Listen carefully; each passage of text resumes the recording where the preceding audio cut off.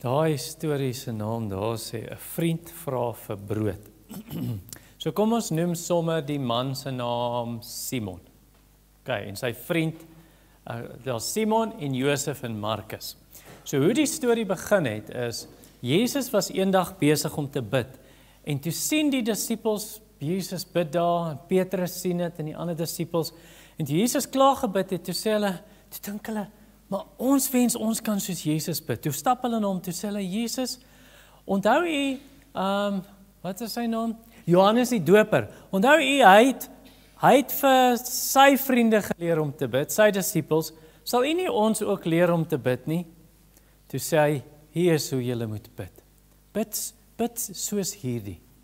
Ons Vader wat in die hemel is, laat ons weet hoe spesiaal en wonderlik u naam is en hoe groot u is. Ons wil vra, laat Jesus weer kom as die koning en laat almal weet hy is die koning. En ons bid dat ons weet wat wil u hê moet ons doen, Vader, en dat ons dan doen wat u sê, leer ons.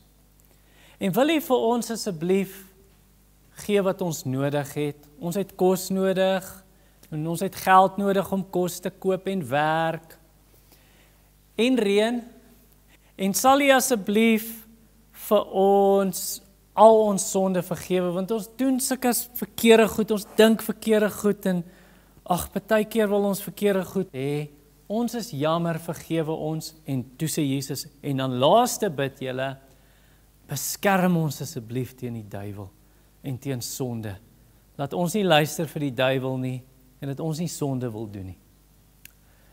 En toe hulle het klaar geleer het, toe vertel hulle nou daai storie wat ek julle gaan sê. So kom ons sê, die man se naam was Simon, en Simon was nou net besig om alles klaar te kry vir die aand, en hy gaan nie deursluit, want hy en sy familie gaan amper slaap, en hulle wil amper die kerse doodgeblaas het, want hulle het mos nie ligte gehad in daai tyd nie. En toe kom iemand en hy hoor 'n klop aan die deur. Tog, wie is dit? En hy gaan maak die deur oop, en dis sy vriend Josef. En hy sê, Josef, ons aarde, wat maak jy hier? Ek het jou nou nie hier verwag nie. Toe sê, man, ons is op reis, ek en my familie, en ons wonder somme, het jy nie slaapplek vir die aand nie, want het is nou al laat, die son is nou al onder, en het is ons gevaarlik in die donker. En toe sê Simon, natuurlijk, kom in, hy sê, vrou, sit die ketel aan, kyk wie's hier.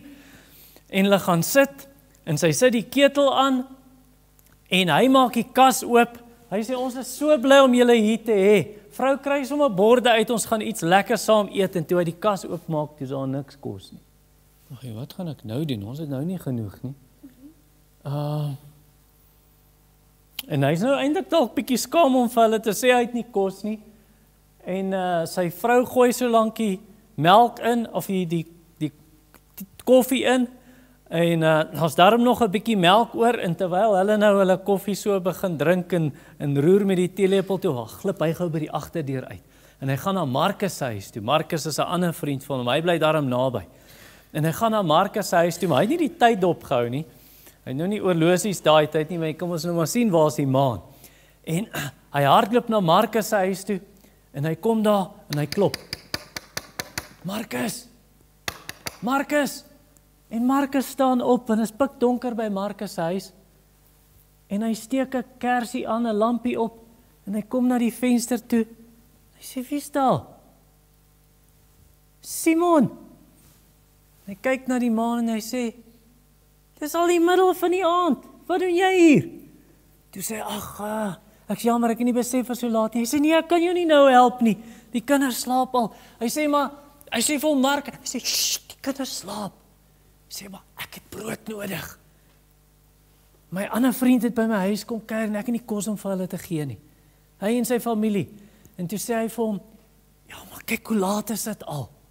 Wat pla jy my die tyd? Môre is werk. Ek moet opstaan vir werk, en die kinders, hulle moet ook vroeg op wees. Ek kan nie nou vir jou help nie. En toe draai Markus sommer om terug te klim in die bed, en hy hoor sommer daar in die kamer, die snorkie kindertjies, en toe klop hy weer. Toe sê hy, wat, ek het vir jou gesê, dis laat. Toe sê hy vir hom, ag, asseblief man, ek wil nou nie in die verleentheid wees, embarrassed wees, en ek het nie eers kos vir my ander vriend nie. Sê hy, okay, wag net daarso. En toe gaan Markus en hy gaan maak die kas oop, hy het daar 'n paar vars brode wat sy vrou daai dag gebak het, en hy bring vir hom die brood af. Hy sê hierso, hy sê dankie, ek skuld jou, baie dankie. En toe gaan Simon terug huis toe, en hy het daarom kos vir Josef en sy familie. En hulle het lekker brood geëet daai aand. Hy het daarom 'n bietjie botter gehad, wat sy vrou die vorige dag gemaak het. Botter op die brood, ag, so 'n ou bietjie heuning in die kruitjie oor. So kan jy dink 'n lekker brood en botter en heuning. En hulle het dit so geniet, en toe het hulle met vol pense gaan slaap. En dan slaap jy mos lekker. En toe sê Jesus, die les van die storie is, net soos wat Simon gaan brood vra het by Markus, en Markus het hom gehelp, want hy het net aangehou klop. Hoe sal ons Vader wat in die hemel is ons nie help nie, as ons vir die Here vra, en ons kom na hom toe. Sê nou maar, 'n kind gaan vra vir sy pa, kan pa vir my 'n bietjie brood koop asseblief, dat ek my kosblik brood kan hê vir skool? En dan sê sy pa, seker, en in die volgende dag sê jou kosblik oopmaak is daar 'n klip. Nee, dit sal nie lekker wees nie. Of sê nou maar jy vra, ons is nou by die, was lanklaas by die see, en ek mis die see so baie, en ek het al gehoor, as ek nie by die see was nie, my maatjies was al by die see, man, en hulle sê die vis daar by kalkies is lekker, of by snoekies, en ek wil graag 'n bietjie vis eet, en sy pa sê, seker, en dan hou hy so agter sy rug, en dan gee hy hom 'n slang. Nee, pa sal nie dit doen nie. As jy vir brood vra, gee hy brood, en as jy vir vis vra, gee hy vis. En wat van ons Vader wat in die hemel is? Dink julle, as ons vir ons Vader in die hemel vra wat ons regtig nodig het, dink julle hy sal dit gee? Het julle al ooit vir hom iets gevra? Het julle al? Het jy al gebid en gevra? Hemelse Vader, sê nou maar iets soos dit. Die winter is nou hier en ek het nie 'n trui vir skool nie. Dink jy hy sal vir jou voorsien? Want hy is 'n goeie Vader. En die belangrikste wat ons moet vra, voor ons vir 'n trui vra of 'n brood of 'n vis, is die belangrikste wat ons vra vir vergifnis vir ons sonde, dat hy ons sonde sal vergewe en dat hy ons sal red van ons sonde. Dankie, julle kan gaan sit.